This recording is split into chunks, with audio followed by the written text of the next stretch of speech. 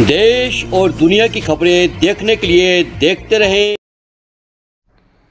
नमस्कार। उत्तराखंड की राजधानी देहरादून से बड़ी खबर सामने आ रही है। धर्मांतरण के प्रयासों में 5 अभियुक्तों के विरुद्ध उत्तराखंड धार्मिक स्वतंत्रता अधिनियम के तहत अभियोग किया गया पंजीकृत। आइए पूरी जानकारी के लिए चलते हैं सीधा एसएसपी ऑफिस देहरादून और सुनते हैं क्या कहा एसएसपी महोदय ने।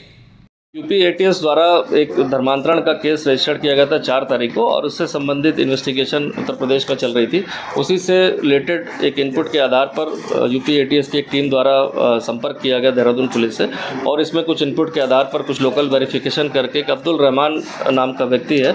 जो पूर्व में हिंदू था, बाद में 2014-15 के करीब मुस्लिम में कन्वर्ट हुआ था, उसको पूछताछ हेतु जो है वो अपने इन्वेस्टिगेशन में ले गए थे और जो अभी तक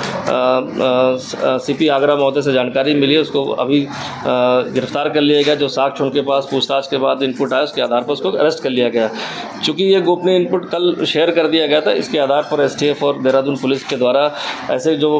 इंस्टाग्राम के माध्यम से धर्मांतरण का प्रयास किया जा रहा था, इन्फ्लुएंस किया जा रहा था, उसके आधार पर कुछ फेक आईडीज़ को हमने चिन्हित किया था। उस आईडीज़ को जब हमने ट्रैक डाउन किया तो उसमें जो है 5 नाम इसमें आए थे, 2 उत्तर प्रदेश, 2 दिल्ली और एक गोवा की युवती का नाम आ रहा था। और जब इसमें पूछताछ जो युवती से जो रानी पोखरी क्षेत्र की निवासी, उससे जब विस्तृत काउंसलिंग और पूछताछ की गई तो उसके द्वारा भी इस चीज़ को एक्सेप्ट किया गया कि कुछ महीनों से उसको धर्मांतरण करने के लिए विभिन्न तरीकों से प्रलोभन देकर, दबाव में लेकर अलग अलग आईडीज़ और उसके द्वारा जो है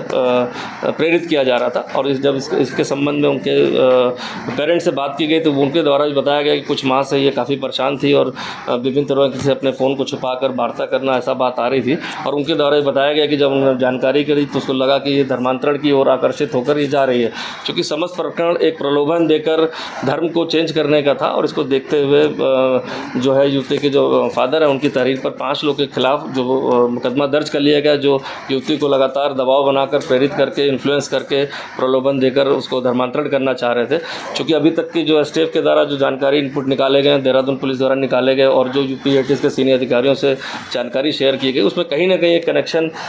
कुछ ना कुछ इनके लोगों द्वारा जुड़ता पाया जा रहा है। चूँकि जो अब्दुल रहमान है उसका भी कनेक्शन हमने इस युवती के साथ जो है निकाल लिया है, तो कहीं ना कहीं ये नेटवर्क जुड़ता दिख रहा है। बट अभी ये इन्वेस्टिगेशन का पार्ट है और जो भी इन्फॉर्मेशन हमारे पास आ रही है, चाहे एसटीएफ से निकल के आ रही है और चाहे यूपी एटीएस और सीनियर अधिकारियों से हम लगातार संपर्क में हैं, तो उसके आधार पर हम आगे की कार्रवाई के लिए हमारी टीमों को